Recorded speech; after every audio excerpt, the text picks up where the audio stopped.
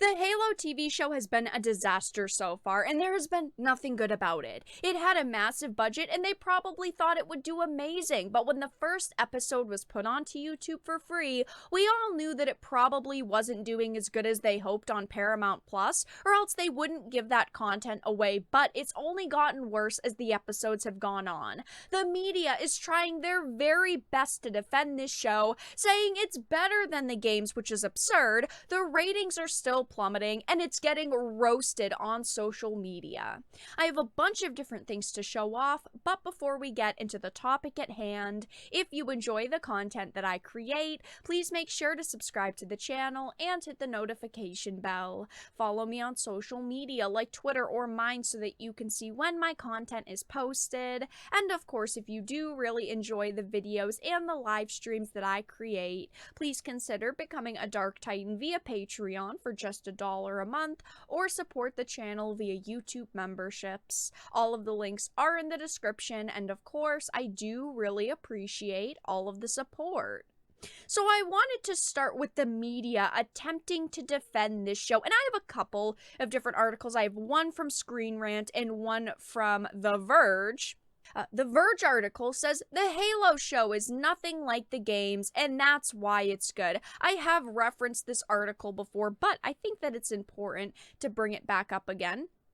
It says, after seeing the first episode of Halo, I was totally on board. I'm a Halo lore hobbyist, meaning that while I've enthusiastically experienced the campaigns of Halo's combat evolved through Guardians, go on regular Halo Wikipedia dives, and own a well-loved copy of Eric Newland's The Fall of Reach, I haven't consumed everything the Halo universe has to offer.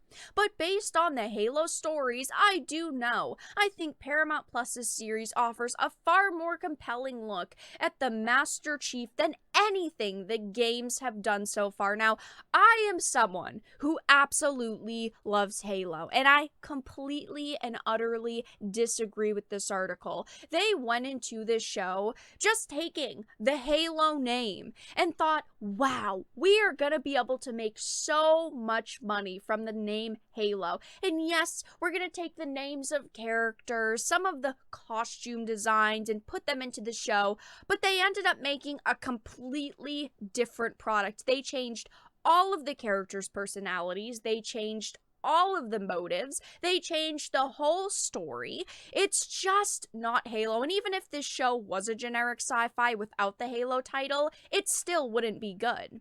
It says it's hard translating video games to film and TV. It's only recently been done right with Arcane, Castlevania, and the Sonic movie. And the common thread for all of these successful titles seems to be chuck out every established story the audience knows and tell a new one. Halo showrunner Stephen Kane said in an interview with Variety that we didn't look at the game, we didn't talk about the game, and his comments drew criticism from Halo fans on social media, worried that this show was going to look nothing like the games. It doesn't, and that's what makes it really good. I think that this is a huge miss for the people who created this series.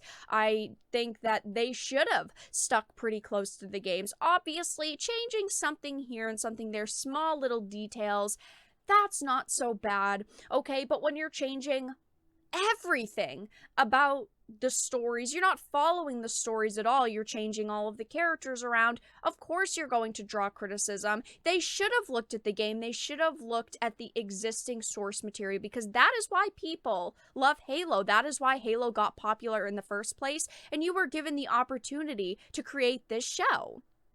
And recently, Screen Rant put out an article saying Halo's TV show justifies Halsey's darkness better than the games. This show does absolutely nothing better than the games.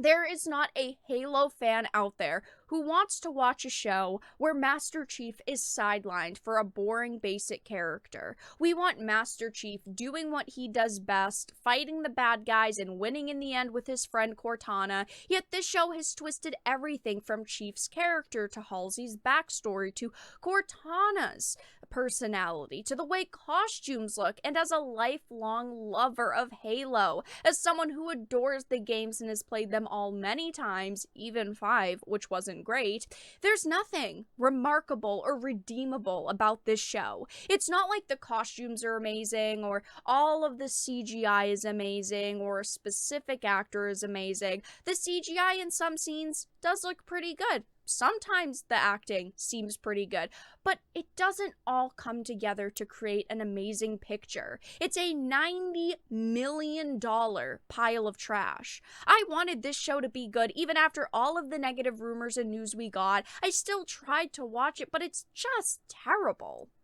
It says Paramount's live-action Halo series has had its share of controversies, but it seems to be doing a better job of justifying the dark methods of Dr. Catherine Halsey better than the games have. The creator of the UNSC Spartan program, the Doctor, is responsible for designing, augmenting, and training the super soldiers needed to protect humanity's expansion into the stars. However, the means by which she created the Spartan program were far from ethical. That being said, there looks to be added focus on her reasoning and logic behind the darkness. It goes on to explain, he uncovers the truth about his childhood, while his memories were erased as part of his training. Contact with the Forerunner artifacts restored his mind, including Halsey's role, as she confesses she kidnaps John and many other young children, replacing them with genetically compromised Flash clones who'd eventually die with their parents, having no idea what truly happened. If they had followed the game's stories in the first place and then added more backstory, I think a lot of people would like that and be okay with that, but unfortunately, they've taken everything good about Halo and twisted it around, so why should we care about this? And fans are not happy. Well, fans of Halo, I should say. There aren't many fans of this show. Right now, it is sitting at a 70% critic rating, but a 55% audience score. I'm sure they were hoping these ratings to be much better, but honestly, I don't even know if the show deserves a 55%. I wanted to read just a couple audience reviews. I'm not going to read a lot. There's a lot of negative ones here. There are some positive ones. I'm not saying literally every single person hates it. There are people out there who tried to give it a chance and think that it's at least okay. But there's more negative than positive reviews here, clearly, judging by the score. It says another poorly done adaptation of a popular video game, boring and uninteresting side stories and characters, major and poorly executed changes in the Halo lore. The series is a mediocre sci-fi show with a Halo title. I 100% agree with this. A 1-star. This show is a complete joke. The showrunners admitting they haven't even played the game should have been enough to have the project stopped and the correct producers found. It's got everything from race-swapped characters to the lack of good writing Hollywood is famous for these days. All through the games, Cortana talks about how she chose Master Chief, yet now she was forced on him. This was a giant change that, yes, I personally absolutely hate. Cortana acts so different in the show. And of course, in the games, Cortana always had a little bit of cockiness. She was always very confident in her abilities, but her whole personality has just kind of changed now. It went from her choosing Master Chief to her being forced on him, and she hates that, and it's this major issue.